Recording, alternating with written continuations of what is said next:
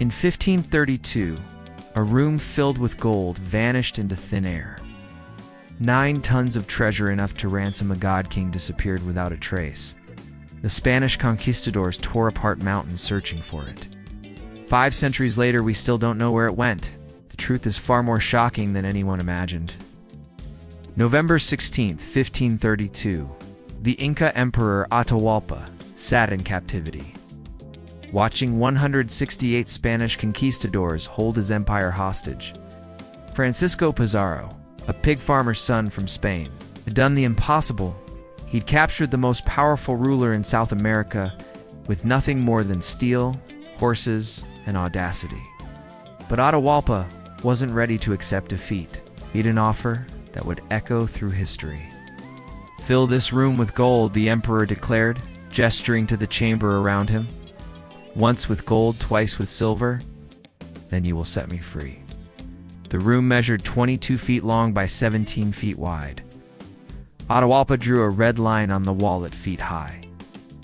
Pizarro's men laughed nervously. It seemed impossible. But the emperor wasn't joking. Within days, golden artifacts began arriving from every corner of the Tawantinsuyu Inca Empire that stretched from modern-day Colombia to Chile. Llama trains laden with treasures wound through mountain passes. Golden suns from the Temple of the Sun in Cusco. Intricate figurines depicting gods and ancestors. Ceremonial vessels that had never been touched by common hands. Golden corn with silver husks. Life-sized golden gardens where golden butterflies perched on golden flowers. Each piece was a masterwork, created by artisans who'd spent lifetimes perfecting their craft. The Spanish watched in disbelief as the room slowly filled. But they saw something different than the Incas did. Where the Incas saw sacred objects imbued with the power of their gods, the Spanish saw only the raw value of the metal. Where the Incas saw their entire cosmological worldview rendered in precious materials, conquistadors saw coins waiting to be minted. By May 1533, the ransom had been collected: approximately 13,420 pounds of gold and 26,000 pounds of silver. In today's money, that's worth roughly $500 million in raw metal alone. As art and cultural artifacts, the value was incalculable. It was the largest ransom ever paid in human history. Atahualpa had kept his promise. The room was filled beyond the line he'd drawn. Now it was Pizarro's turn. The emperor waited, confident that the Spanish were men of honor. Couldn't have been more wrong. What happened next would set off a chain of events that leads directly to one of history's greatest unsolved mysteries. Pizarro never intended to honor the deal. On July 26, 1533, after a sham trial that lasted mere hours, Atahualpa was executed in the Plaza of Cajamarca. The charge? Plotting against the Spanish, worshipping false gods, and practicing polygamy. The sentence? At the last moment, Atahualpa agreed to be baptized as a Christian, and his sentence was mercifully commuted to garroting strangulation by rope. As the emperor's body slumped forward, something extraordinary happened across the empire. Inca generals, priests, and nobles who'd been watching the situation unfold made a decision. If the Spanish could betray their word so easily, then the rest of the Inca gold would never reach their hands. Secret orders went out across the Capacantha, great Inca road system that connected the empire like a spider's web. Thousands of llamas carrying gold were turned around mid-journey. Caravans that had been traveling for weeks simply vanished into the mountains. Temples were stripped bare in the dead of night. The great golden chain of Huasca, reportedly so massive it took 200 men to carry, disappeared.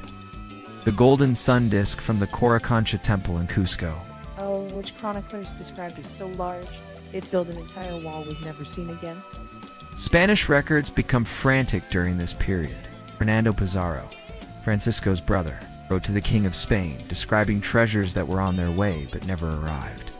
Conquistadors who ventured into the highlands returned with stories of villages that had been abandoned overnight, leaving only empty temples and cold forges. Some soldiers claimed to see caravans in the distance, only to find nothing but footprints when they reached the spot. The Spanish tore apart Cusco, searching for hidden chambers. They tortured priests and nobles, demanding to know where the gold had gone. Some talk speaking of caves in the mountains, of underground rivers, sacred lakes where treasures were thrown as offerings. But every lead ended in frustration. The gold had simply evaporated. By the end of 1533, it estimated that only about 20% of the Inca Empire's gold had fallen into Spanish hands. The rest, millions of dollars worth of artifacts representing thousands of years of Andean civilization, had vanished. And the Incas, who knew where it went? They took their secrets to the grave, choosing torture and death over betrayal. As decades passed, the legend grew. The missing Inca gold became an obsession that consumed conquistadors, priests, treasure hunters, and adventurers. But one location emerged above all others in whispered conversations and deathbed confessions. The Languedones mountain range in Ecuador, a labyrinth of volcanic peaks, hidden valleys, and impenetrable cloud forests where even the most experienced guides refused to venture. The story begins with a man named Rumanahoy, one of Atahualpa's most trusted generals. According to chronicles from the era, when news of the emperor's execution reached him, Rumanahoy was leading a massive caravan of gold from Quito to Cajamarca. Historians estimate it contained 750 tons of worked gold altarpieces, ceremonial masks, golden idols, and perhaps even the famous golden chain of Huáscar. Instead of delivering it to the Spanish, Rumanahoy allegedly diverted the entire caravan into the Languedones. Spanish soldiers hunted Rumanahoy for months. When they finally captured him in 1534, they tortured him brutally, demanding the treasure's location. Contemporary accounts describe horrific scenes: his feet burned, his body stretched on the rack, molten gold poured down his throat. But Rumanahoy never spoke. He died without revealing a single word, his eyes, according to one chronicler, filled with contempt for his torturers until his final breath. But the Spanish didn't give up. In 1572, a document surfaced that reignited the search, the Derrotero de Valverde, or Valverde's Guide. Padre Valverde was a Spanish priest who claimed to have married an indigenous woman whose family knew the treasure's location. On his deathbed in Spain, he allegedly left detailed directions to the gold. The guide spoke of following specific rivers, counting steps between landmarks, and watching for a mountain shaped like an Inca's face. It described a massive cave sealed with a stone door, behind which lay enough gold to ransom all the kings of Europe. The directions were maddeningly specific, yet impossibly vague. Hundreds attempted to follow Valverde's guide. Most turned back after days of wandering through freezing cloud forests where visibility drops to mere feet. Some were never seen again, swallowed by the mountains.